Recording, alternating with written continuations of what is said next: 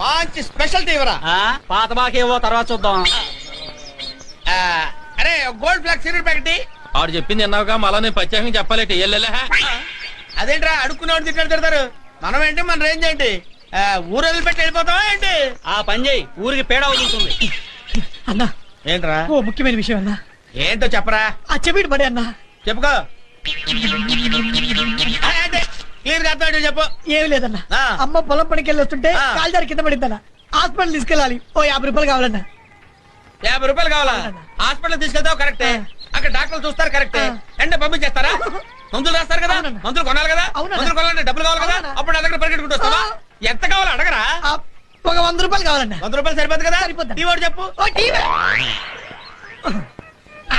ఇది కాదు.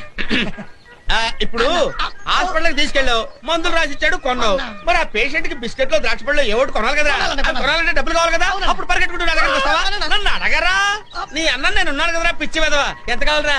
అన్న ఒక 200 కావాలన్నా. 200 సరిపోతా? సరిపోతా. 2 సిగరెట్లు తీసుకో. 2 సిగరెట్లు చెప్పాను. తెస్తున్నాడు. తెస్తాడు.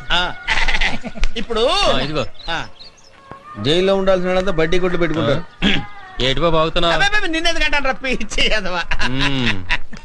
ఆడితో ఏదైనా సరదాగా మాట్లాడిన కోపం ఎక్కువరా. ఇప్పుడు అమ్మని ఇంటికి తీసుకొచ్చావురా, ఇంటికి రాగానే మంచం మీద పడుకోబెట్టి కాఫీ టీ ఇస్తే సరిపోతురా. ఏదైనా బలమైన